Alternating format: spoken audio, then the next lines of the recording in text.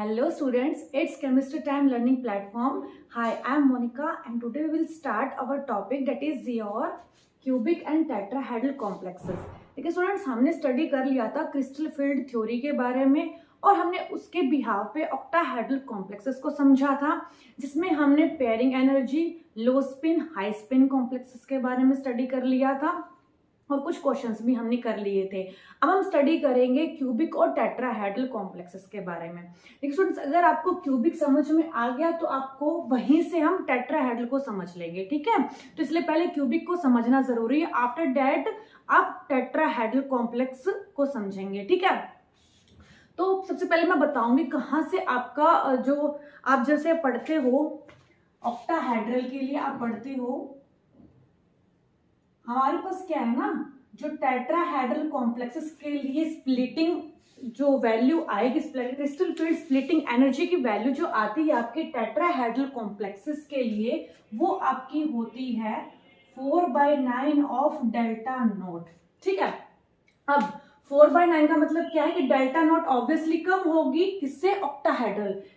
Zero का मतलब क्या है, यहाँ पर देखो अगर आपको आप इस तरीके से लिखते हो डल नीचे नॉट, डेल्टा नॉट, तो इसका मतलब होता है for the octahedral. O means octahedral के लिए, टी मीन्स फॉर टेट्राहेड्रल, ठीक है।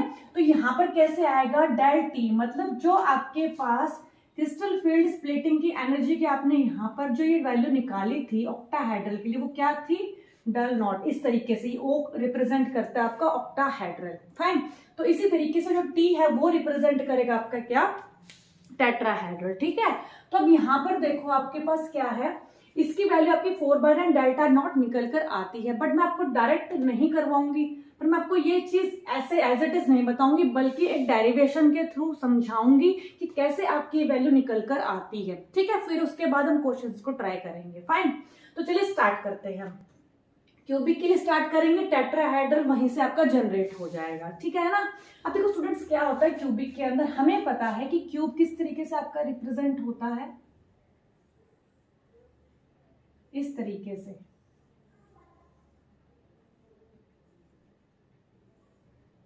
This is your cube. अब यहां देखते हैं हम क्यूब में क्या होता है आपके पास, हमेशा जो एक मेटल होता है वो कहां पर रिप्रेजेंट होता है, बॉडी सेंटर पर। देखो ऑक्टाहेड्रल कॉम्प्लेक्सेस पे भी मेटल कहां था, बॉडी सेंटर पर ही होता है, लेकिन यहाँ पर जो आपके पास एटम्स होते हैं वो डिफरेंट पोजीशंस में होंगे। देखते हैं कैसे। यहाँ पर क्या है ना, आपके पास मेटल जो है ना, ये पूरा क्यूब है 3D में, ठीक है। मेटल्स कहाँ पर, आपका बॉडी सेंटर पर, ठीक है, मतलब इस पूरे के बीच में लाई करता है आपका मेटल। अब यहाँ पर क्या होगा ना, जो भी मेटल होगा उस पर कुछ ना कुछ चार्ज होगा, Mn+ लिख देती हूँ मैं, ठीक है। अब देखो यहाँ पर क्या होता है ना, क्योंकि हमने स्टार्टिंग में स्टडी कर लिया था कि मेटल पर चार्ज होगा पॉजिटिव। अब यहाँ देखो, क्योंकि CF टाइप की वही समझाती है आपको कि मेटल पर पॉजिटिव चार्ज है, ठीक है। +1 -1 और 0 को थोड़ा सा नहीं समझा पाती है। तो अब देखो यहाँ पर क्या होता है ना, जो आपके पास सबसे पहले मेटल कहाँ प्रेजेंट होगा, लिखो मेटल, हम साथ साथ लिखेंगे सारा कि कैसे क्या होता है इसके अंदर, ठीक है। Metal present in cubic complexes present at the body centre.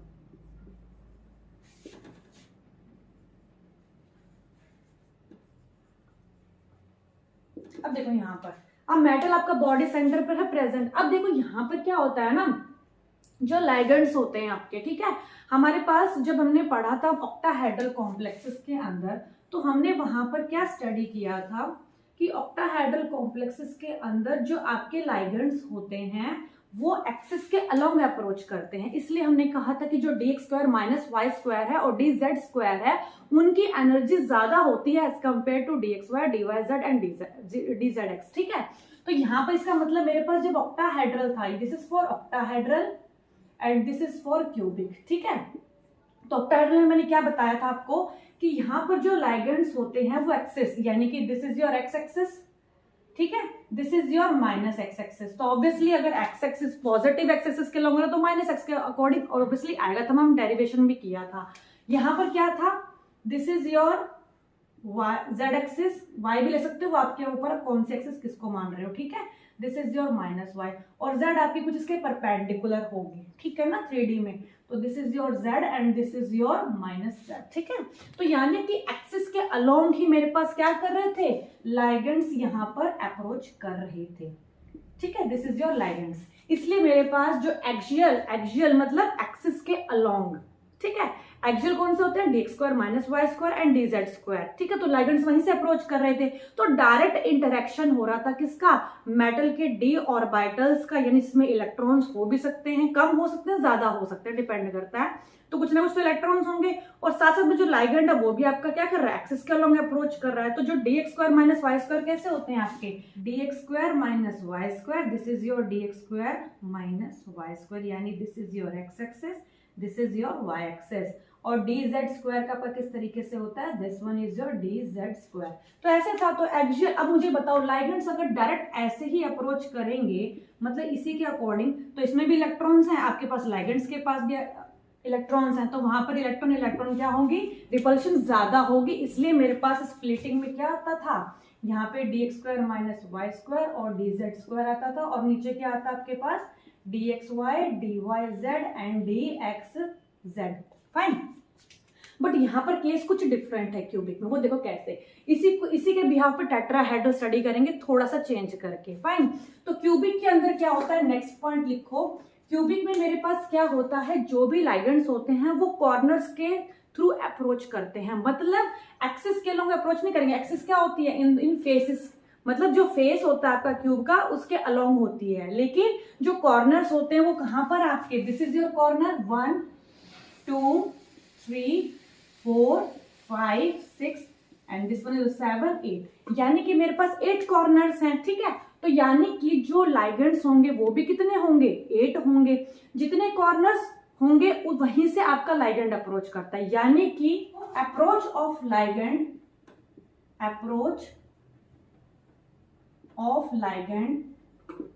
जो लाइगेंड की अप्रोच होगी वो कहां से होगी, from the corner of the cube।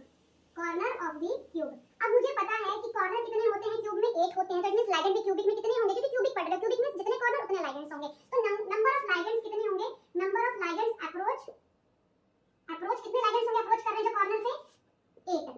जबकि आपको मैंने बताया था कि ऑक्टाहेड्रल में कितने होते हैं, तो यहाँ से डिफरेंस भी क्रिएट हो रहा है ना तरीके से। देखो पहली बात तो है मेटल प्रेजेंट है बॉडी सेंटर पे, वो तो सेम आपका ऑक्टाहेड्रल में भी ऐसा ही होता है। Next is approach of ligand from the corner of the cube, corner से अप्रोच करेगा, मतलब मेरे पास जो ये लाइगेंड होगा ना, मेरे पास जो लाइगेंड होगा ना उसका कुछ इस तरीके से बनेगा लोब यहाँ पर, ठीक है ना, ऐसा कुछ लोब बनेगा। मतलब लाइगेंड मेरा कॉर्नर से आ रहा है, यहाँ से भी, प्लस में एक यहाँ से लाइगेंड आ रहा है, ठीक है ना।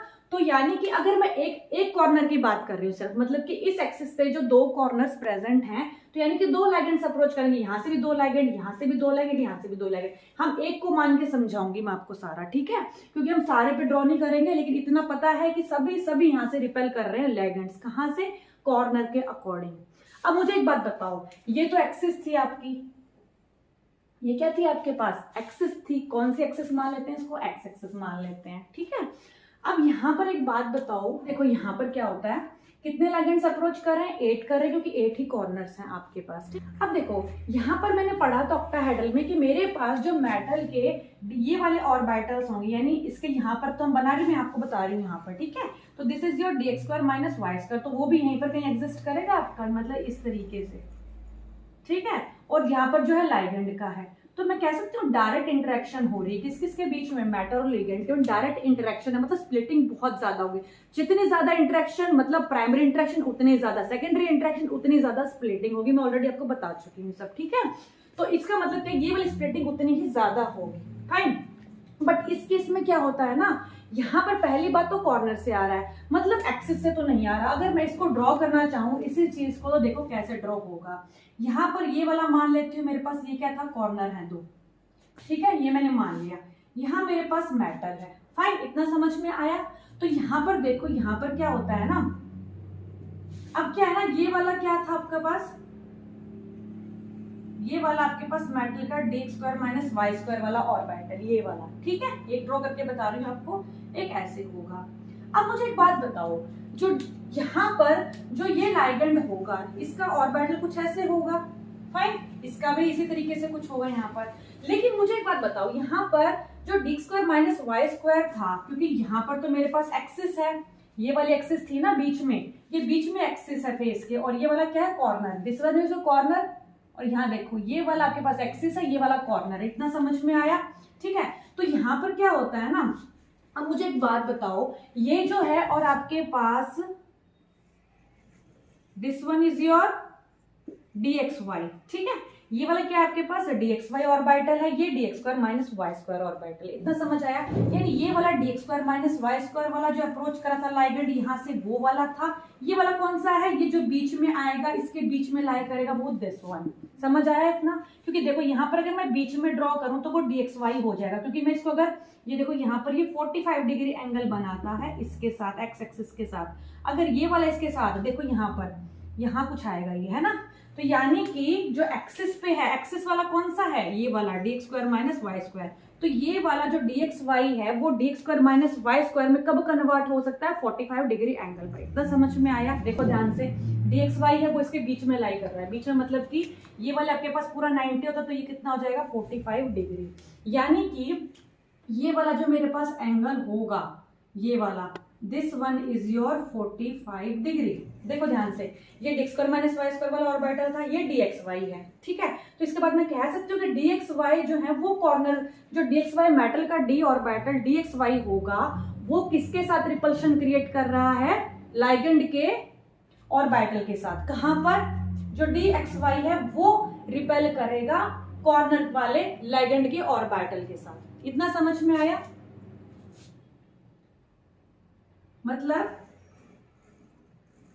मतलब जो लाइगेंड होगा मेरा, ठीक है।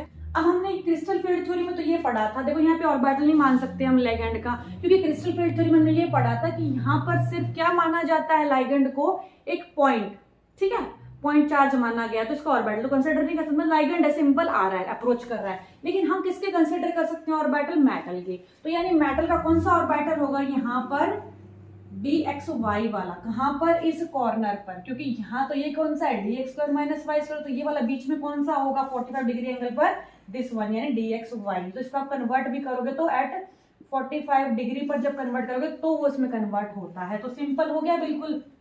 तो यहाँ पर आप किस तरीके से बोलोगे, इसको मैं बोल देती हूँ RC है, इसको मैं बोल देती हूँ RO है। अब देखो ये इसका मतलब क्या होता है, RC का मतलब होता है आपका, RC का मतलब, क्योंकि मैं यहाँ पे सिर्फ एक लाइगेंड को कंसिडर करके चलूंगी अभी, मतलब इस वाले को सिर्फ, ठीक है। तो पर लाइगेंड रिपल्शन निकालेंगे, उसके बाद सारे के सारे 8 लाइगेंड से कितनी बनेगा वो निकाल लेंगे, ठीक है। तो अब मैं इसको यहाँ ड्रॉ कर देती हूँ, ठीक है। देखो यहाँ पे ध्यान से, अब इसका हम डेरिवेशन करने जा रहे हैं, अभी थोड़ा ध्यान से समझना, ठीक है, कैसे आया, फिर टेट्राहेड्रल आपको इजीली समझ में आ जाएगा, क्योंकि बुक्स में आपको चाहे BSc की बुक्स हो तो उसमें समझ में नहीं आता, लेकिन यहाँ से आपको समझ में आ जाएगा, ठीक है। तो देखो यहाँ पर Mn पॉजिटिव चार्ज है, ठीक है। अब मुझे बताओ इसका dx जो y है ऑर्बिटल कहाँ होगा, यहाँ पर होगा, कुछ इस तरीके से। मतलब ये वाला देखो मैंने आपको समझा दिया, लाइगेंड यहाँ D square minus Y square से आते हैं, और ये वाला dxy है, ठीक है। यहाँ लाइगेंड है आपका इस कॉर्नर के ऊपर, फाइन। तो अब देखो यहाँ पर अगर मैं बोलूं तो this your RC, this is your RO, ठीक है। तो देखो यहाँ पर कैसे बनेगा, RC मतलब क्या है, पर लाइगेंड रिपल्शन इन क्यूबिक, ठीक है। देखो यहाँ पर लाइगेंड रिपल्शन इन क्यूबिक। अब देखो यहाँ पर क्या होता है ना, आपके पास कैसे समझेंगे इसको, ध्यान से देखो। अब एक बात ध्यान रखना, जो ये मेटल का d ऑर्बिटल है ना, dxy, dyz एंड dxz, क्योंकि तीनों डायरेक्शन में आपका रिपल्शन क्रिएट होना है, सिर्फ एक को भी पे लेके समझा रही हूँ dxy में हम, ठीक है। तो जो dxy है आपका, उसमें देखने की कोशिश करो कि ये जो है कुछ इस तरीके से है। अभी मैंने आपको बताया है, ये इसके साथ एक्सिस के साथ, this one is your axis, this one is your axis, कितना एंगल बना रहा है, 45 डिग्री। इसको मैंने बोल दिया लाइगेंड यहीं से अप्रोच कर रहा है। लेकिन जो ये आपके पास dxy जो है ना, dxy, dyz, dxz, ये भी क्या होता है ना, आपके पास क्या है, ये फ्रंट फेस है, किसका, क्यूब का, और ये वाला बैक फेस है। देखो ध्यान से, this one is your front face है, और बैक वाला फेस कौन सा है, ये वाला। देखो ध्यान से, ये फ्रंट फेस है और बैक वाला फेस कौन सा है आपका, ये वाला। ठीक है, तो इन दोनों के, जो फ्रंट में है और जो बैक में है, इन दोनों के बीच में ये लोब होता है कहीं ना कहीं। देखो इस तरीके से है, और लोब कहाँ पर आएगा, इन दोनों के बीच में, मतलब कि कॉर्नर पे ये लाइगेंड है आपका। मतलब लाइगेंड तो यहाँ से कॉर्नर से अप्रोच कर रहा है, लेकिन जो ये ऑर्बिटल है ना आपका, लोब है जो आपका, ये लोब बीच में लाई करता है कहीं ना कहीं इन दोनों फेसेस के। ध्यान से समझो, ये वाला फेस है और ये वाला पीछे वाला फेस है, इन दोनों के बीच में है ये लोब कहीं ना कहीं, ये ध्यान रखना, ये कॉर्नर पे नहीं आता है अप्रोच में। ठीक है, इन दोनों के बीच में है, और ये डायरेक्ट कॉर्नर से आपका क्या कर रहा है, रिपेल कर रहा है। तो इसका मतलब डायरेक्ट इंटरेक्शन नहीं हो पाती किसकी, डीएक्सवाई और लोब की, मतलब इस डीएक्सवाई लोब की और लाइगेंड की। ठीक है ना, जबकि ऑक्टाहेड्रल में हमने क्या पढ़ा था कि जो लाइगेंड है और मेटल के डी ऑर्बिटल्स हैं, एक्सियल ऑर्बिटल्स, वो डायरेक्ट एक दूसरे के इंटरेक्शन में आते हैं। ठीक है, लेकिन इसमें यहाँ डायरेक्ट इंटरेक्शन नहीं, पर हम ये कह सकते हैं कि एक्सिस पे तो बहुत ही कम है, लेकिन कुछ ज्यादा हद तक किसमें इंटरेक्शन हो रही है, डीएक्सवाई, डीवाईजेड एंड डीएक्सजेड, मतलब जो नॉन एक्सियल वाले ऑर्बिटल्स होते हैं। ठीक है, तो यानी कि पर लाइगेंड रिपल्शन इन क्यूबिक में, मतलब पर लाइगेंड, हर एक लाइगेंड की जैसे कितना रिपल्शन क्रिएट हो रहा है मेटल के लोब्स में यानी ऑर्बिटल्स में। ठीक है, तो वो कैसे निकालोगे, RC is equal to, this is your 45 degree. ठीक है, RC इज इक्वल टू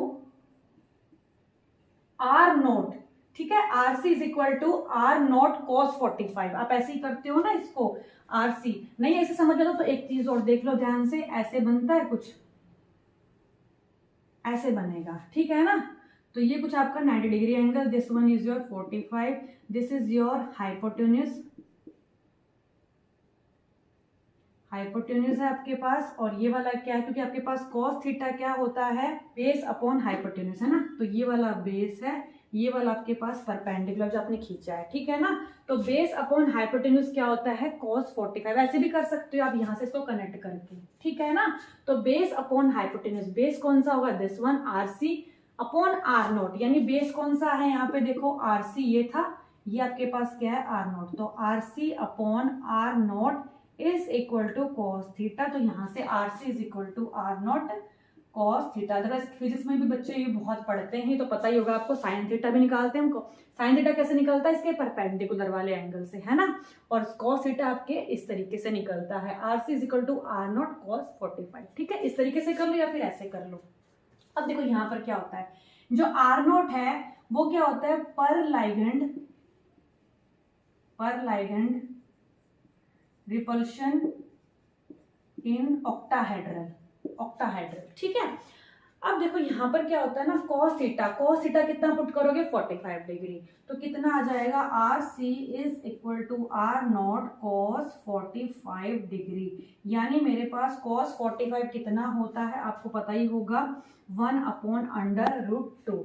अब यहाँ पर √2 की वैल्यू पुट कर लो, 1.414, तो आपके पास जो RC आता है वो कितना आ जाएगा, R नॉट, इसकी वैल्यू आती है 1 अपॉन, देखो इंटू 1 अपॉन 1.414 की वैल्यू आती है 0.66, यानी कि R नॉट 2/3।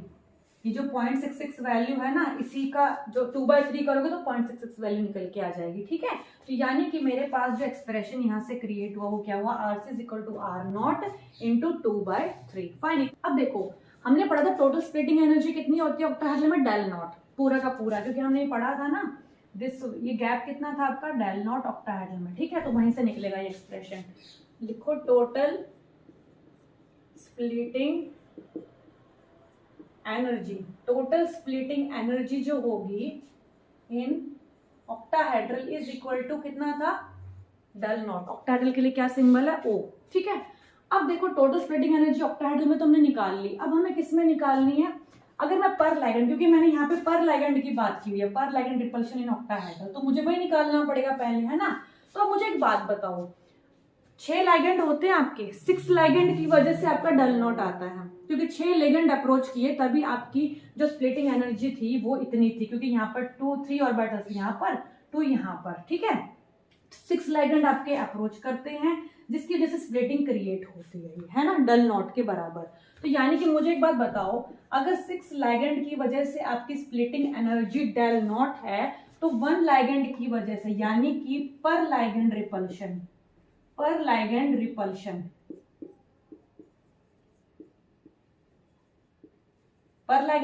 कितनी होगी ऑक्टाहेड्रल में? Del naught by 6 for octahedral. इतना समझ आया? क्योंकि 6 लाइगेंड की वजह से डेल नॉट क्रिएट हो रहा था, तो 1 लाइगेंड की वजह से कितना क्रिएट होगा? Del naught by 6। ठीक है, अब इसी तरीके से अगर मैं बोलूं, यहां से देखो, अब मुझे निकालना है ये वाला, यानी कि आरसी आप लिख लेना नीचे क्या है, पर लाइगेंड रिपल्शन इन क्यूबिक निकालना है मुझे। वो कितना होगा? पर लाइगेंड रिपल्शन इन क्यूबिक कितना बताया अभी? क्यूबिक के अंदर कितना है? यानी ये आरसी है आपका। RC is equal to R naught cos theta. R naught कितना आ गया? यानी कि पर ligand repulsion in octahedral, this is your R naught. इसको क्या लिख लो? Are not. ठीक है, तो ये कितना आ गया? Del naught by 6। और यहां पर क्या था? आर नॉट इंटू 2/3, यही था ना, यहां पर पहले लिख लो आर नॉट इंटू 2/3। अब आर नॉट कितना निकल के आया? डेल नॉट बाय 6 इंटू 2/3, तो यानी कि कितना आ जाएगा? Del naught by 9।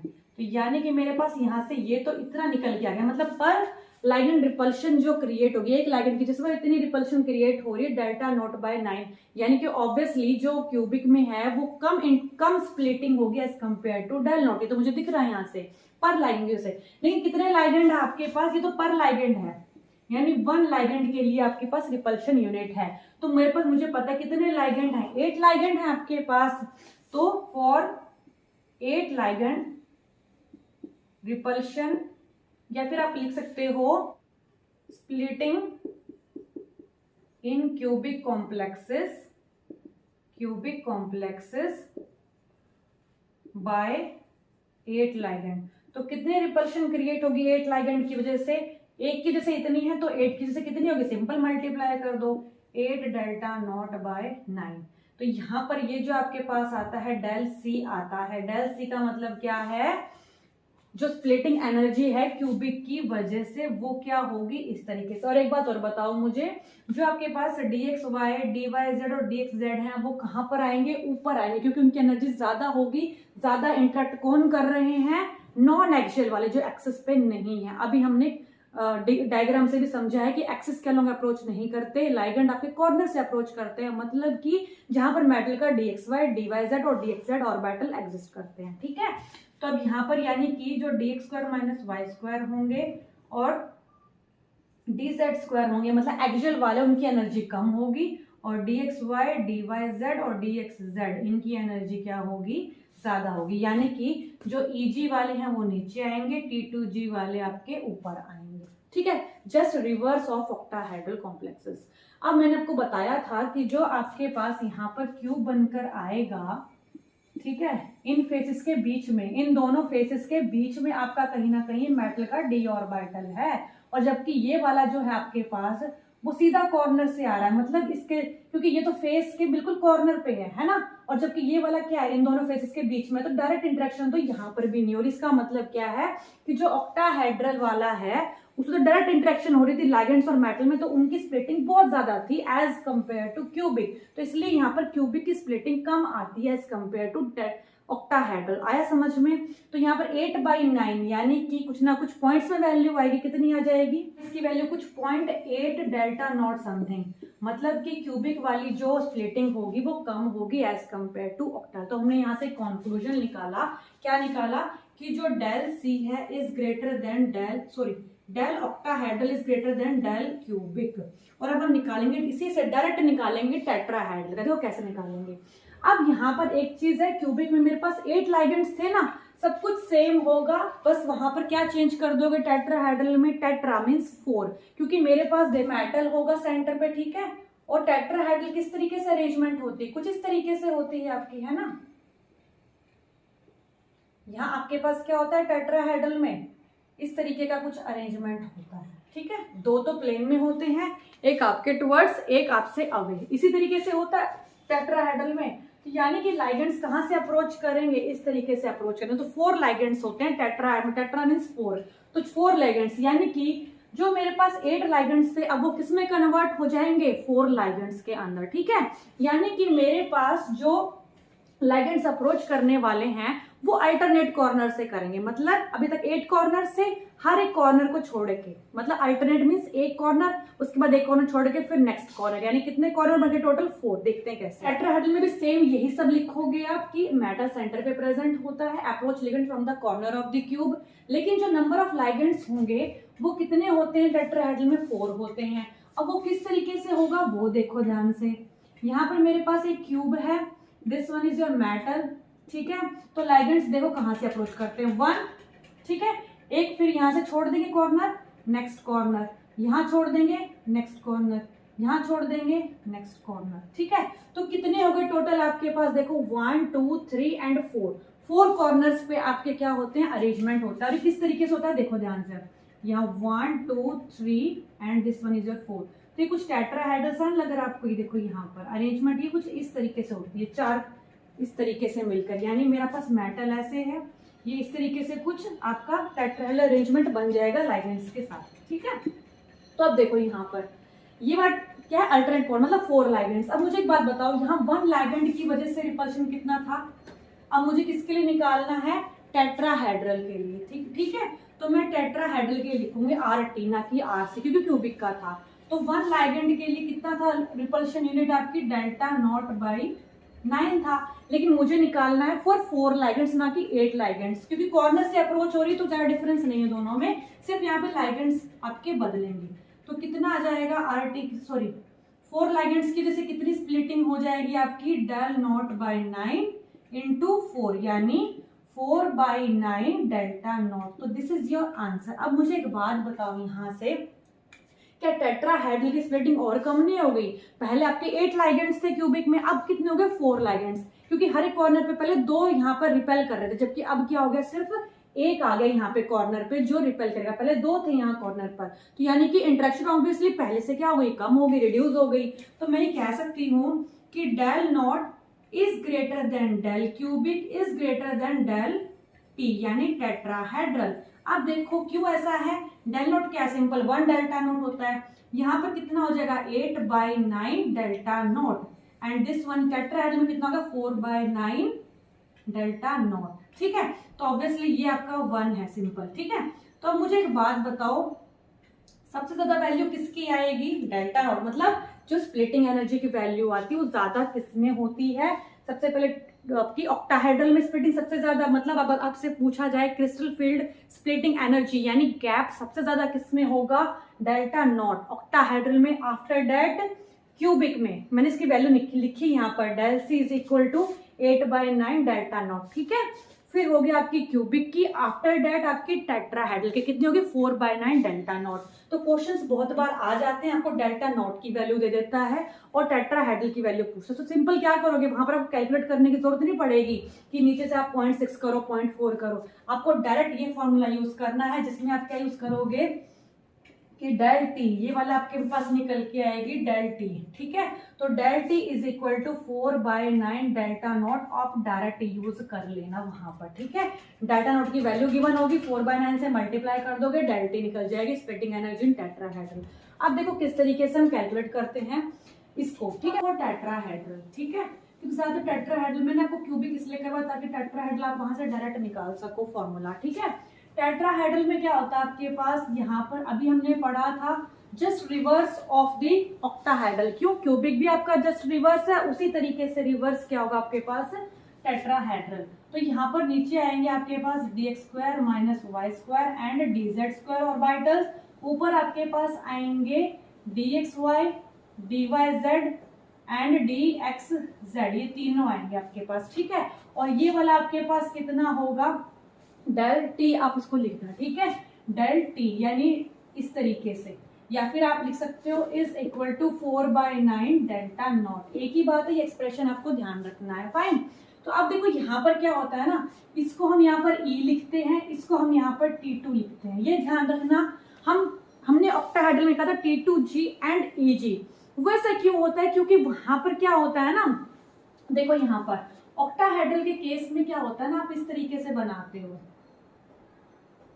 यहाँ पर मेरे पास मेटल है, ठीक है, ये एक्सियल होते हैं इस तरीके से, ये आपके पास ऑक्टाहेड्रल बनता है, ठीक है। अब मुझे एक बात बताओ, आप कहीं पर भी कोई पॉइंट ले लो, ठीक है, अब जैसे मैंने सिंपल ये वाला पॉइंट ले लिया, ठीक है, इस पॉइंट से आप कहीं भी डिस्टेंस ट्रेवल करोगे, उसके अपोजिट में ट्रेवल करोगे तो यहाँ पर इन्वर्जन सेंटर आता है आई। मैंने आपको समझाया था आई की वैल्यू क्या होती है, I is your inversion centre, ठीक है। जिसमें इन्वर्जन सेंटर होता है मतलब जितना आप डिस्टेंस ट्रेवल करोगे सेंटर से किसी भी डायरेक्शन में, उसके अपोजिट डायरेक्शन में अगर उतना ही ट्रेवल करते हो तो अगर आपको सेम मिलता है, ठीक है, तो उसको आप क्या बोलते हो, इन्वर्जन सेंटर। तो यहाँ पर इन्वर्जन सेंटर होता है, क्यों, देखो अगर यहाँ है, यहाँ से अगर आप यहाँ मूव करोगे उसके अपोजिट डायरेक्शन में मूव करो तो आपको सेम मिलेगा, यहाँ से भी और यहाँ से भी, ठीक है। सिमिलरली यहाँ पर है, यहाँ से यहाँ मूव किया, यहाँ से यहाँ मूव किया तो सेम डिस्टेंस ट्रेवल करते हैं, यानी इन्वर्जन सेंटर आपका एग्जिस्ट करता है। इसका मतलब क्या है, यहाँ पर सेंटर ऑफ सिमेट्री प्रेजेंट है, किसमें, ऑक्टाहेड्रल में, ठीक है। This is your centre of symmetry, जिसके लिए मैंने आपको बताया था कि हम जी वर्ड यूज करते हैं, मीन्स जीरेड यूज करते हैं। हालांकि डी के लिए आप जीरेड ही वर्ड यूज करते हो, बट जब ऑक्टाहेड्रल की बात होती है जहां पर इन्वर्जन सेंटर आता है वहां, मतलब कि जहां पर अपोजिट लोब्स सेम फेज में होते हैं, हम वहां पर जीरेड वर्ड यूज करते हैं। लेकिन टेट्राहेड्रल में ऐसा नहीं है। देखो टेट्राहेड्रल में कुछ आपके पास इस तरीके से शेप बनती है, ठीक है। तो अगर मैं यहाँ से यहाँ मूव कर रही हूँ, अगर मैं इसी के अपोजिट हमको, तो मुझे कोई लिगेंड नहीं नजर आ रहा है ना। सेम अगर मैं यहाँ से यहाँ मूव करूँ तो यहाँ पर मुझे कोई लिगेंड नजर नहीं आ रहा। इट मीन्स यहाँ पर इन्वर्जन सेंटर नहीं होता, इसलिए हम यहाँ पर जी वर्ड यूज नहीं करते, ठीक है। अब देखो यहाँ पर इसलिए हम सिंपल ई और T2 लिखते हैं, यहाँ पर जी वर्ड यूज नहीं करते, बिकॉज यहाँ पर कोई सेंटर ऑफ इन्वर्जन यानी आई, वह आई आपका नहीं एग्जिस्ट करता, ठीक है। क्योंकि आपको सेम डिस्टेंस ट्रेवल करना होता है, अगर आपको वही चीज सेम मिल जाती है दूसरे डायरेक्शन में तब आप बोलते हो इन्वर्जन सेंटर है, ठीक है। अब देखो यहाँ पर this is your E, this is your T2। अब ये जो जितना डिस्टेंस होगा वो कितना होगा, अब मुझे बताओ। यहाँ देखो ये वाला डिस्टेंस मैंने आपको समझाया था कैसे करोगे, दिस वन इज योर, अब देखो यहाँ पर, यहाँ कितने हैं आपके पास, वहां कितना था आपके पास -0.4, यहाँ कितना होगा -0.6, उसका जस्ट रिवर्स है, तो आपको सब कुछ अपोजिट करना होगा।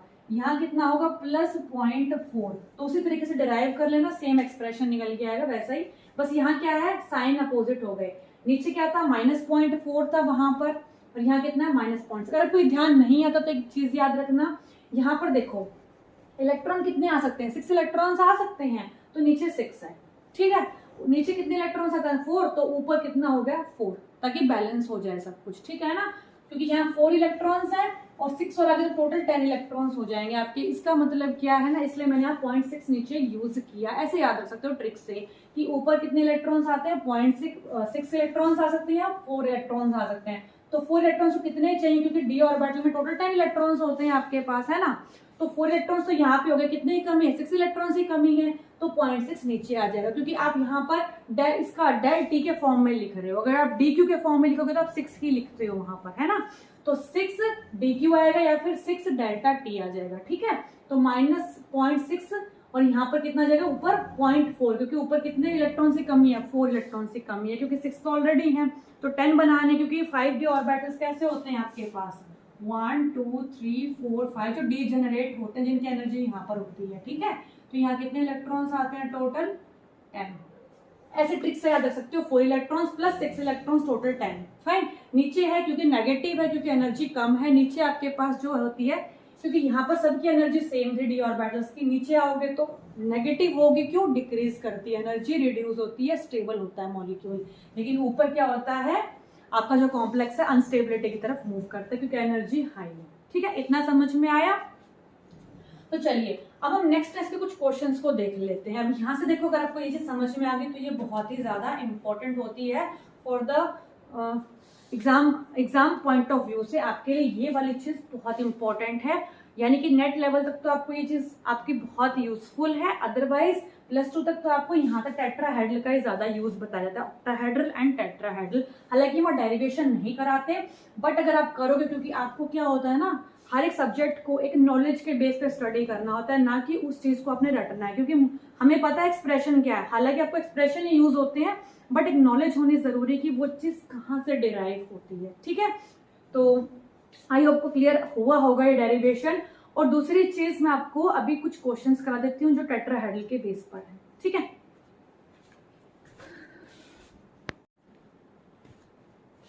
अब देखो कुछ क्वेश्चंस ट्राई कर लेते हैं जो आपके सीबीएसई में भी आए हुए हैं आपके। ठीक है, ये